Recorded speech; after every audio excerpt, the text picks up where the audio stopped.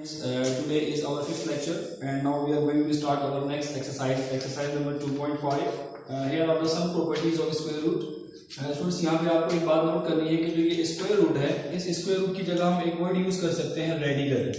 तो आप जो है वो अगर मैं किसी जगह पर वर्ड यूज करूंगा रेडिकल तो उसका मतलब भी क्या होगा, स्क्वायर रूट होगा। स्टूडेंट्स हमारे पास इसकी कुछ प्रॉपर्टीज हैं। इसकी सबसे पहली प्रॉपर्टी ये होती है कि अगर हमारे पास रूट के अंदर दो नंबर आ जाए और दोनों नंबर सेम हों तो हम उनमें से क्या करते हैं, एक नंबर को बाहर लिख देते हैं। ये किस तरह से सॉल्व होता है यहाँ मैं आपको रफ करके बता देता हूँ। फॉर एग्जांपल हमारे पास एक नंबर है, हमने ले लिया 3।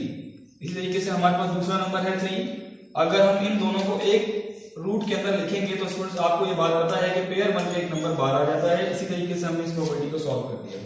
ठीक है, दूसरी प्रॉपर्टी क्या है, अगर ये जिस तरह से दोनों नंबर सेम थे अगर ये अलग अलग हो जाएं तो आप इनको एक रूट में लिख सकते हैं। जैसे फॉर एग्जांपल ये 13 होता तो आप इसको क्या करते, एक ही रूट में इस तरह से लिख देते, फिर इसको आप मल्टीप्लाई कर देते। तो ये थी दूसरी प्रॉपर्टी। स्टूडेंट्स इसके बाद हमारे पास तीसरी प्रॉपर्टी ये है कि अगर हमारे पास एक नंबर आ जाए और उसी का नंबर हमारे पास सेम हो नीचे रूट के अंदर तो स्टूडेंट्स इसको हमें रैशनलाइज करना पड़ता है, क्योंकि जब भी रूट नीचे फ्रैक्शन में आ जाता है डिनोमिनेटर में तो उसको आप इस तरह से डायरेक्ट सॉल्व नहीं कर सकते, आपको रैशनलाइज करना पड़ता है। ये मैंने किस तरह से सॉल्व किया है, मैं इसको यही सॉल्व कर देता हूं दोबारा। मैं क्या करूंगा कि इस नंबर को मल्टीप्लाई करूंगा रूट ए देन रूट ए से। उसके बाद आप चेक करें a मल्टीप्लाई बाय रूट ए आपके पास क्या आ जाएगा, रूट ए। और नीचे वाली प्रॉपर्टी आप प्रॉपर्टी नंबर 1 अगर यूज करें, दोनों में से एक नंबर जब दोनों का रूट का सेम होता है तो एक नंबर बाहर आ जाता है। जब ये कैंसिल होंगे स्टूडेंट तो रिजल्ट आपके पास वापस वही आ गया जो हमने पहले लिखा था। ठीक है, इसके बाद हमारे पास चौथी प्रॉपर्टी है, अगर आपके पास रूट के अंदर दो अलग अलग नंबर आ जाएं तो आप उनको एक रूट में लिख सकते हैं। प्रॉपर्टी नंबर 5, अगर आपके पास रूट के अंदर दोनों नंबर सेम आ जाएं तो आप उनको कैंसिल करते हैं, कैंसिल करने के बाद वो 1 आ जाता है। इसको आप इस तरह से भी देख सकते हैं। फॉर एग्जांपल रूट के अंदर आपके पास दो नंबर सेम आ गए तो आपने इसको कैंसिल कर दिया, ये आ गया रूट 1। स्टूडेंट्स रूट 1 जो होता है वो उसका रूट 1 ही होता है, इस वजह से हमने यहाँ पे 1 लिख दिया। लास्ट प्रॉपर्टी इसकी ये है कि अगर आपके पास रूट का नंबर सेम हो और कोई नंबर इनके स्टार्ट में लिखा हो तो स्टार्ट वाले नंबर जो होते हैं अगर ये प्लस हो रहा होगा तो स्टार्ट के दोनों नंबर इनके ऐड हो जाएंगे, और अगर ये माइनस हो रहा होगा तो स्टार्ट वाले दोनों नंबर आपस में माइनस हो जाएंगे, रूट का नंबर सेम रहेगा। इस तरह के क्वेश्चन आगे चल के हमारी एक्सरसाइज में आएंगे। तो हम अभी एक काम करते हैं, अपनी एक्सरसाइज की तरफ चलते हैं, इसको सॉल्व करते हैं हम कि हमारी एक्सरसाइज के अंदर किस टाइप के क्वेश्चन है। ठीक है स्टूडेंट्स, तो अभी इसको हम जो है वो आगे चलते हैं अपनी एक्सरसाइज की तरफ।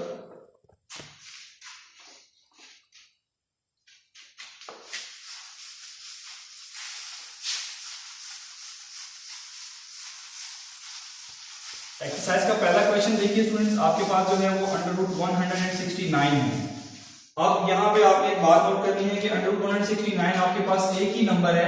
अगर हम इसको सॉल्व करें तो सॉल्व करने के लिए हमें क्या करना पड़ेगा, हमें इस नंबर्स को पेयर में ब्रेक करना पड़ेगा, क्योंकि रूट के अंदर जब नंबर आते हैं तो आप उनको पेयर बनाकर पेयर से बाहर निकालते हैं ताकि वो आसानी से सॉल्व हो जाए। तो हम क्या करेंगे, यहाँ पे 169 के पेयर बनाएंगे। 169 जो है वो किस टेबल में आता है, क्योंकि इसके आखिर में इवन नंबर नहीं है, इस वजह से ये 2 में नहीं आ सकता। तो एक काम करते हैं, हम इसके डायरेक्ट पेयर बनाते हैं। ये नंबर जो है वो सिर्फ और सिर्फ 13 के टेबल में आता है, तो हम डायरेक्ट क्या करेंगे, यहाँ पे 13 का टेबल ले लेंगे। जब हम 13 का टेबल लेंगे तो आप चेक करें, यहाँ पे आपके पास 13 के 2 पेयर आ जाएंगे। तो आप क्या करेंगे, यहाँ पे 169 जो आपने रेडिकल में लिखा हुआ था आप क्या करेंगे, इसकी जगह पर 13 मल्टीप्लाई बाय 13 लिख देंगे, क्योंकि आपने जब इसके फैक्टर लिए तो 2 टाइम्स 13 आएगा। इसका एक पेयर आपका जो है वो बाहर आ जाएगा और आंसर आपके पास क्या आ जाएगा, √13। स्टूडेंट्स क्वेश्चन नंबर जो 3 है आपका, अगर इसको आप देखें, देखिए क्वेश्चन नंबर 2 में भी आपको सॉल्व करवाता हूं। अगर क्वेश्चन नंबर 3 देखें आप तो दोनों नंबर जो है वो एक रूट के अंदर आ रहे हैं। अगर आप दोनों नंबर जो सेम हैं अलग अलग रूट के अंदर सॉरी वो आ रहे हैं, आप जब उनको एक रूट में लिखेंगे तो वो भी इसी तरह से आ जाएगा 12 मल्टीप्लाई बाय 12, और उनमें से एक नंबर बाहर आ जाएगा तो वो सॉल्व हो जाएगा। तो क्वेश्चन नंबर 3 तो आपने खुद करना है। क्वेश्चन नंबर 2 मैं आपको करवा देता हूं। क्वेश्चन नंबर 2 देखिए वो कैसे होगा, 180 के आपने क्या लेने हैं, फैक्टर्स लेने हैं स्टूडेंट्स, क्योंकि ये अकेला नंबर है, हमें इसको सॉल्व करने के लिए इसके फैक्टर लेने पड़ेंगे ताकि इसके पेयर जो है वो पेयर से सॉल्व हो जाए। तो 180 के अगर हम फैक्टर्स लें, क्योंकि एंड में इवन नंबर आ रहा है स्टूडेंट्स, इवन नंबर जो होता है वो 0, 2, 4, 6, 8 वगैरह इवन होते हैं। यहाँ पे 2 9 टाइम्स 18, उसके बाद इसको सॉल्व करेंगे 2 4 टाइम्स 1 कैरी दिया 45, क्योंकि 5 और 4 को अगर हम ऐड करें तो 9 आता है, 9 3 का मल्टीपल है, इसी वजह से ये नंबर 3 के टेबल में भी आ जाएगा। 3 1 टाइम्स 3 3 5 टाइम्स देन 5 1 टाइम्स। अब ये स्टूडेंट्स यहाँ पे देखिए इनके पेयर नहीं बन रहे, तो इसका मतलब ये परफेक्ट स्क्वायर नहीं है। हम क्या करेंगे, इसको तमाम इसके जितने भी नंबर हैं उसको हम इस रूट के अंदर लिख देंगे। ये आपके पास आ गया 2 multiply by 2 multiply by 3 multiply by 3 multiply by 5। अब आप चेक करें यहाँ पे कितने नंबर्स के पेयर बन रहे हैं। एक 2 का पेयर बन रहा है, एक 3 का पेयर बन रहा है, और एक आपके पास जो 5 है वो रूट के अंदर ही रहेगा। तो जो पेयर से बाहर जो नंबर बनते हैं, जिनके पेयर बन जाते हैं वो रूट से बाहर आ जाते हैं, वो आपस में मल्टीप्लाई हो जाते हैं। तो ये आ जाएगा 6 रूट 5। बगैर रूट का नंबर रूट के नंबर्स के साथ मल्टीप्लाई नहीं हो सकता, तो इसको हम यहीं पे छोड़ देंगे। ये आपका आंसर है। तो इसी क्वेश्चन की जैसा एक और क्वेश्चन है आपके पास, लेकिन उसके अंदर 2 टाइम्स रूट आ रहा है। रूट 16 अलग है, रूट 12 अलग है। क्वेश्चन नंबर 4 को भी हम देख लेते हैं कि वो किस तरह से सॉल्व होगा।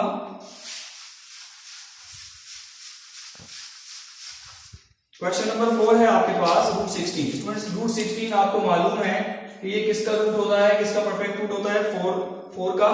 तो हम यहाँ पर क्या करेंगे, इसके फैक्टर लेके भी चेक कर लेते हैं कि किस तरह से 4 आता है। 16 की अगर हम फैक्टर लें 2 से, तो 2 8 times, 2 4 times, 2 2 times and 2 1 times. 4 2 आपके पास आ गई, ये 1 2 3 4। देन 12 की अगर आप फैक्टर लें तो आपके पास क्या आएगा students, 2 6 times, 2 3 times and 3 1 times.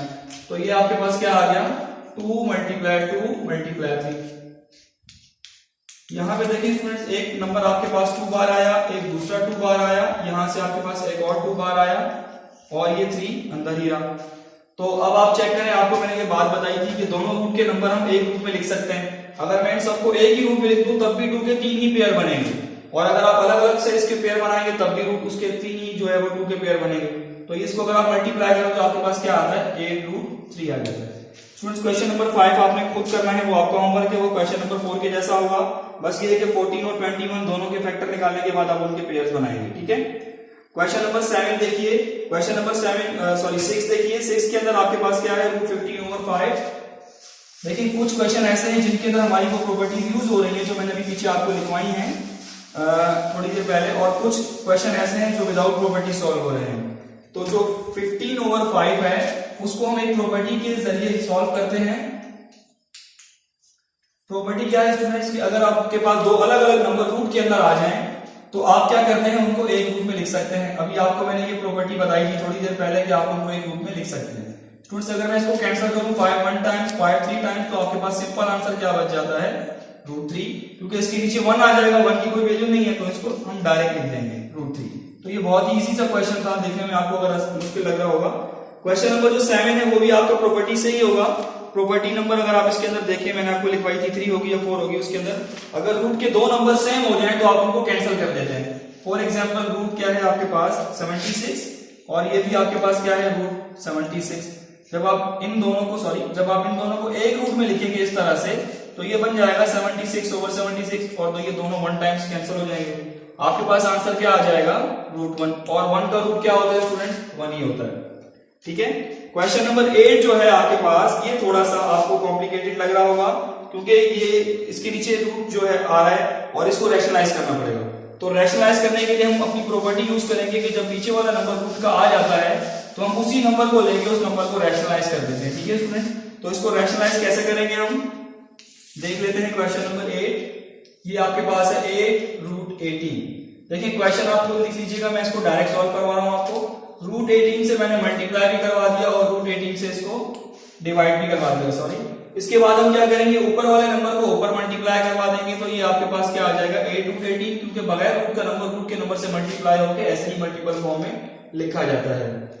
तो रूट 18 दोनों को हम एक रूट में लिखेंगे और इनके पेयर बना देंगे। तो ये आपके पास क्या आ जाएगा 8 रूट 18, और इधर से आपके पास क्या आ जाएगा बाहर, सॉरी एक मिस्टेक हो गई, यहाँ पे 18 था, इसको चेक कर लें आप। इसके नीचे एक रूट 18 का बाहर आ गया, 18 और 18 कैंसिल हो गए, तो ये आपके पास क्या आ गया रूट 18। स्टूडेंट्स क्वेश्चन नंबर 9 जो है वो 10 11 और 12 तीनों जो है वो एक ही जैसे क्वेश्चन है, सिर्फ हमें क्वेश्चन नंबर 9 करना है। अब इसके बाद जो क्वेश्चन नंबर 10 11 और 12 है वो बिल्कुल सेम है, और वो आपके लास्ट वाली प्रॉपर्टी से होंगे कि रूट के नंबर सेम हो तो जो स्टार्ट में रूट का नंबर आ रहा होता है वो ऐड हो जाता है या सब्ट्रैक्ट हो जाता है, और जो रूट के अंदर नंबर आ रहा होता है वो सेम लिखा जाता है, ठीक है।